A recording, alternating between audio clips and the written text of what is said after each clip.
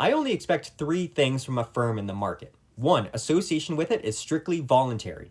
Two, it acquired what it has consensually or through original appropriation. And three, it is profitable.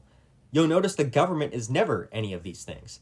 I saw in a recent video by Zoran Mamdani that he thinks the reason people are skeptical of government-run grocery stores is that they won't be able to compete. It's crazy to me how socialists never seem to be aware of the actual arguments against socialism. It's not that we don't think a government firm could survive, but like all the cartels before it, it will sustain itself based on rent seeking instead of on actual competition.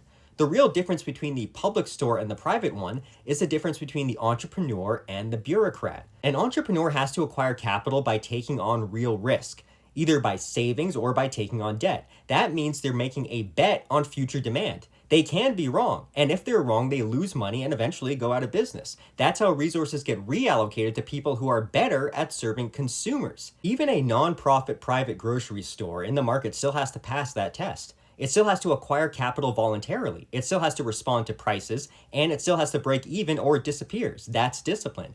Government is completely different. The government gets capital through taxation or inflation, which means it's not voluntarily given, it's taken from people's savings. They don't need to convince investors that they are accurately assessing future demand, and they certainly don't need to come up with innovative ideas. And when it takes losses, it doesn't shut down. It justifies the losses. You hear this all the time. Oh, it's okay. It's the post office. It's the public service. It's not meant to be profitable. Yeah, that's the problem. So now you have an institution making decisions about prices, wages, and what goes on shelves, not based on consumers, but based on politics. Now, of course, we have to keep in mind communists believe that's how all business already works. And it's important to remember they do not shape policy based on economics, but rather based on the Marxist religion, which says that we are all caught up in this spiritual struggle between the forces of capital and labor. The whole premise here is that prices, especially labor prices, are arbitrary already, and that businesses just skim profit off the top like some kind of excess.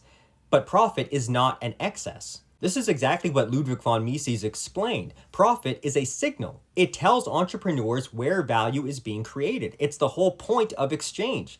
Both sides expect to gain or the trade doesn't happen, and that signal is what coordinates production across the entire economy. If you remove that, you don't just get worse incentives, you lose something crucial, the ability to economize. Without real prices tied to real ownership and real risk, there's no way to know if resources are being used efficiently. It's not that bureaucrats are bad at it, they literally cannot know the same way market actors can. More specifically, the value of any factor of production, including labor, is not arbitrary, nor is it intrinsic. It is imputed backward from the expected consumer demand. Entrepreneurs are constantly estimating what consumers will want, and if they're wrong, it won't matter how much labor went into their stock.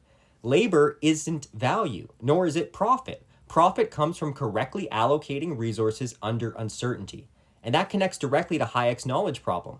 All the information that matters, local demand, changing preferences, supply conditions, it's all decentralized. Prices communicate that and markets process it. Bureaucracies just respond to political orders. Entrepreneurs think in terms of long-term profit and survival. Bureaucrats think in terms of optics and short-term reductions. So you end up with policies that look good immediately but undermine supply over time. The public ends up with slower adaptation and blunt one-size-fits-all outcomes. We never get to see what could have been because now we're stuck with the public roads version of a grocery store, the public school version of grocery stores, the public transit version of the grocery store. That last one makes me kind of sick. And when prices are lowered artificially, it creates the illusion that things are cheaper.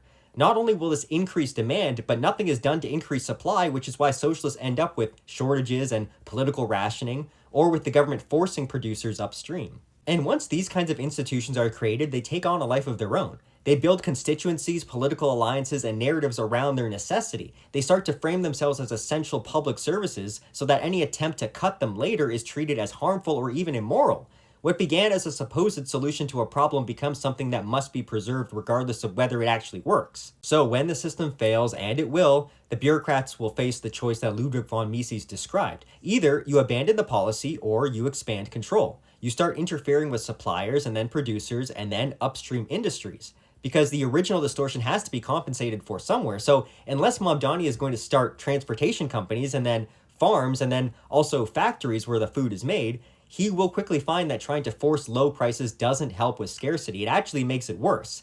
That's how these systems escalate. On the national level, if you have the resources to shoot for autarky like Russia, you'll end up with the USSR. And if you don't, you'll be forced to expand, and that's how you end up with Nazi Germany. Or, and this is more likely here, you'll run it for a few years, waste enormous resources while denying people valuable choices in the market by crowding out real competitors, and then finally you'll quietly abandon it once the damage is done. So, for the socialists, this is about the boogeyman of profit as theft, based on irresponsible economic misinformation and the centralization of capital. But for the rest of the world, for all the right-thinking people, this is about losing all the things that make an economy work: calculation, knowledge, selection. Entrepreneurs are disciplined by reality. Bureaucrats are disciplined by politics, and the irony is the bureaucrats are admitting in this case that at least part of the problem was taxation, since they are making the stores tax exempt. That means even they have to concede the problems being solved here are themselves the result of prior government interventions, not the market. So the government creates the conditions that makes groceries more expensive, then steps in to fix the problem with even more intervention, which distorts the system further, and they entrench themselves as institutions that depend on that distortion. Funny enough, that sounds very much like what leftist conspiracy theorists accuse capitalists of doing.